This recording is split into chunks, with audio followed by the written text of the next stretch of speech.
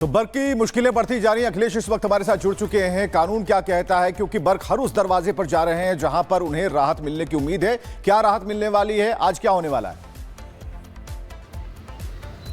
देखिए, सबसे बड़ी बात यह है कि बर्क को जल्द से जल्द राहत चाहिए, क्योंकि उनको लगता है कि जो गिरफ्तारी की तलवार है वो कभी भी उनके ऊपर चल सकती है। इसलिए उन्होंने इलाहाबाद हाईकोर्ट में आनन फानन में अपनी पिटीशन दाखिल की और उनकी दो मुख्य मांगे हैं। पहली ये कि उनके खिलाफ मुकदमा गलत किया गया है, और दूसरी, अदालत जब तक इसको तय करे कि मुकदमा सही है या गलत है, तब तक उनको गिरफ्तारी से छूट दी जाए। यानी कि एंटीसिपेटरी बेल भी वो मांग रहे हैं। और उनका कहना है कि हमने कोई ऐसा भाषण नहीं दिया, हमारा कोई पास्ट ऐसा नहीं है, हम एक सांसद हैं, जिम्मेदार नागरिक हैं, कभी हमने हमारा इस तरह के एफआईआर में नाम नहीं रहा। लेकिन जो हिंसा को के लिए उकसाने और भड़काऊ भाषण देने का आरोप है वो काफी गंभीर मामला है, और इस मामले में गिरफ्तारी बनती है। और पुलिस का भी कहना है, यूपी पुलिस का, कि हम इसमें हमारे पास पूरे सबूत हैं। हम अदालत अगर हमको नोटिस जारी करके पूछेगी कि आपने किस बिहाफ पे एफआईआर किया है, तो मेरे पास सबूत है। हालांकि एफआईआर रद्द करने की जहां तक मांग है, उस पर सुनवाई लंबी चल सकती है। पिछले हफ्ते इस मामले में सुनवाई के लिए लगा तो था, लेकिन वो सुनवाई पर आ नहीं सका था। आज पूरी उम्मीद है कि इस पर सुनवाई हो जाएगी, और जो इनकी मांग है कि हमारे खिलाफ जो एफआईआर है उसको रद्द किया जाए, उसमें लंबी सुनवाई की जरूरत होती है। ऐसे में दूसरी मांग इनकी यह है कि जब तक इस मामले की सुनवाई हो तब तक हमें गिरफ्तारी से छूट दी जाए, यानी कि एंटीसिपेटरी बेल दिया जाए। अब देखना है कि हाईकोर्ट किस बिंदु पर इनको राहत देता है या नहीं देता है, क्योंकि उस समय पुलिस को भी अपना जवाब देना होगा, पुलिस को भी अपनी बात रखनी होगी, और दोनों की बातों को सुनने के बाद ही कोर्ट एक फैसला लेगा कि क्या वाकई में जियाउद्दीन रहमान को, वर्क को कोई राहत दी जाए या न दी जाए। दे रहे हैं, और सभी की निगाहें इस पर टिकी हुई हैं कि आखिर आगे क्या होता है। बहुत बहुत शुक्रिया हमारे साथ जुड़ने के लिए और तमाम जानकारी देने के लिए। और देखिए, संभल में बावड़ी की खुदाई जो है वो लगातार जारी है। 13 दिन हो चुके हैं, 13वां दिन है और आज भी खुदाई चल रही है। इसी पर देखेंगे, बावड़ी के अंदर बहुत कुछ है।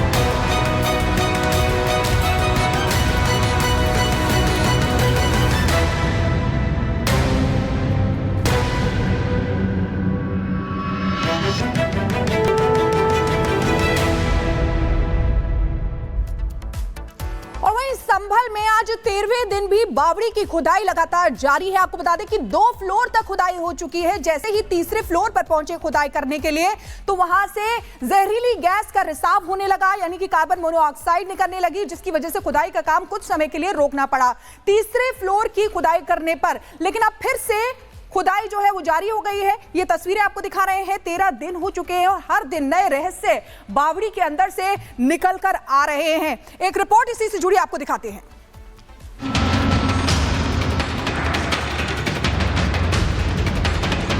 संभल सियासत और सच इन दिनों चर्चा में है।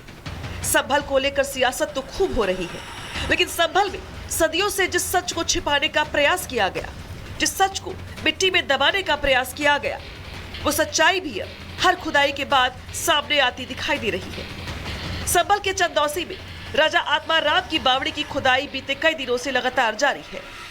बावड़ी की खुदाई के आज 13वें दिन प्रशासन को खतरे के कुछ संकेत मिले हैं। दरअसल आज 25 फीट की खुदाई के बाद बावड़ी के दूसरे तल के गेट और सीढ़ियों का रास्ता मिला है, जिसके बाद एएसआई की टीम ने अंदर जाकर पूरे इलाके का सर्वे किया है। इस दौरान टीम को भीतर कुछ खतरा भी महसूस हुआ है। अब जो है दूसरा तल देखिए साफ साफ अब दिखने लगा है। अभिषेक आइए आगे थोड़ा तस्वीरें दिखाएं दर्शकों को, क्योंकि देखिए पहला तल साफ साफ दिखने के बाद अब जो है मजदूर भाई लोग खुदाई के काम में लगे हैं दूसरे तल के लिए। ये पहले फ्लोर पे हम खड़े हैं इस समय, अब हम जा रहे हैं नीचे की तरफ, जहां पर आपको दूसरा फ्लोर अब साफ साफ अब दिख रहा है। देखिए, अब हम धीरे धीरे दूसरे फ्लोर की तरफ हम बढ़ने लगे हैं। कहा जा रहा था कि जिसका जो अंदर का ढांचा है वो संगमरमर का बनाया गया है। पहले जब सर्वे में कहा गया, ऊपर आप देख रहे होंगे पत्थर की दीवारें हैं। अब देखिए हम दूसरे तल पे हम आ चुके हैं और ये आपको साफ नजारा दिख रहा है। जानकारी के मुताबिक एएसआई की टीम भीतर गई तो दीवारों की नमी, मंजिल के नीचे रेत और ऑक्सीजन की कमी जैसे कई खतरे महसूस किए गए। खुदाई के दौरान कार्बन मोनोऑक्साइड का भारी रिसाव भी महसूस किया गया। इतना ही नहीं, मंजिल के धंसने का भी खतरा बताया गया।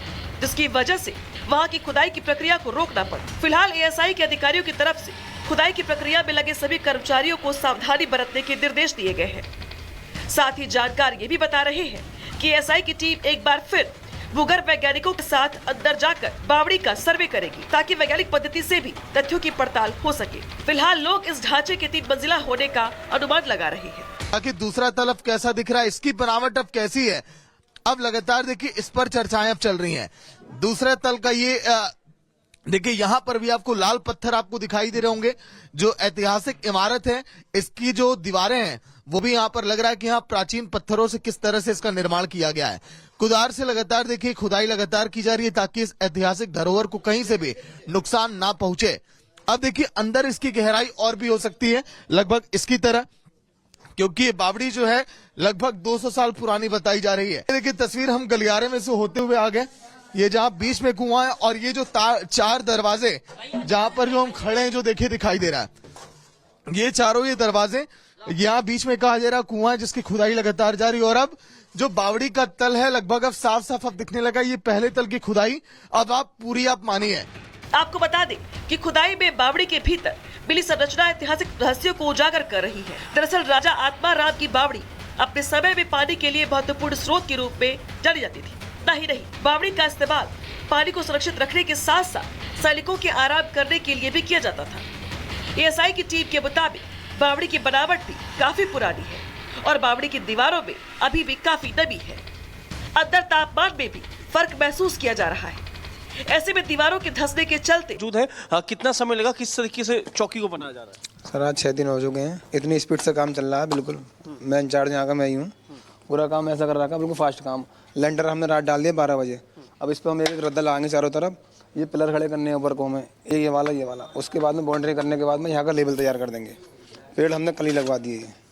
लेंटर को कितना समय बाद खोला जाएगा? 15 दिन बाद। और अभी कितना समय रह चुका चौकी का पूरी तरह तैयार होने में? कम से कम 1 हफ्ता ले लेंगे सर। देखिए लगभग 1 हफ्ता और है चौकी को पूरी तरह फिनिशिंग करने के लिए। लेकिन अंदर की मैं तस्वीरें दिखाना चाहूँ तो बीते 6 दिनों से जो है चौकी का निर्माण कार्य काफ़ी ज़्यादा तेज़ी से चल रहा है। पुलिस चौकी पे राजनीति भी देखने को मिली, क्योंकि ओवीसी ने कहा कि पुलिस चौकी जो है गलत प्रॉपर्टी पे बन रही है क्योंकि वक्फ की प्रॉपर्टी है। लेकिन जब डीएम ने भी यही इसमें साफ तौर पर कहा कि जो दस्तावेज दिखाए गए हैं वो अनरजिस्टर्ड दस्तावेज है, तो इसलिए फिलहाल अभी कोई शख्स जो है इसका प्रॉपर्टी का क्लेम नहीं कर रहा है। लेकिन ये जो देखिए रात के समय 1 बजे के आसपास जो यहाँ पे लाइटिंग की गई, उसके बाद बाकायदा जो सीओ और एडिशनल एसपी मौके पे मौजूद रहे, उन्हीं की देखरेख में जो था छत का लेंटर डाला गया। ये बड़ी बड़ी जो लक्कड़ की जो फट्टे हैं यहाँ पे इसको सपोर्ट दिया गया है। 15 से 20 दिन बाद जो इस लेंटर को खोला जाएगा तो कहा जाए चौकी जो है पूरी तरह तैयार हो चुकी है और कड़ी सुरक्षा के बीच जो है पुलिस चौकी का निर्माण कार्य जो है काफी ज्यादा तेजी से चल रहा है। हालांकि आसपास के लोग जो है काफी ज्यादा खुश हैं। लोगों का कहना है कि पुलिस चौकी है, लॉ एंड ऑर्डर मेंटेन रहेगा, इलाके में शांति बनी रहेगी, लोग अपने आप को सुरक्षित जो है वो महसूस कर पाएंगे। और यही वजह है कि निर्माण कार्य जो है काफी ज्यादा तेजी से चल रहा है। 24 घंटे यूपी पुलिस और सेंटर की जो फोर्स है उसको यहाँ पे डिप्लॉय किया गया है, किसी प्रकार की कोई घटना ना हो और माहौल जो है इलाके में शांतिपूर्ण बना रहे। जी बिल्कुल साहिल, आप वहां की तस्वीरें दिखा रहे हैं कि किस तरीके से वहां पर चौकी का काम जो है वो तेजी से चल रहा है। बहुत बहुत शुक्रिया तमाम जानकारी देने के लिए साहिल। और इसी बीच आपको बता दें कि समाजवादी पार्टी के सांसद जियाउर रहमान बर्क की याचिका पर आज सुनवाई होनी है।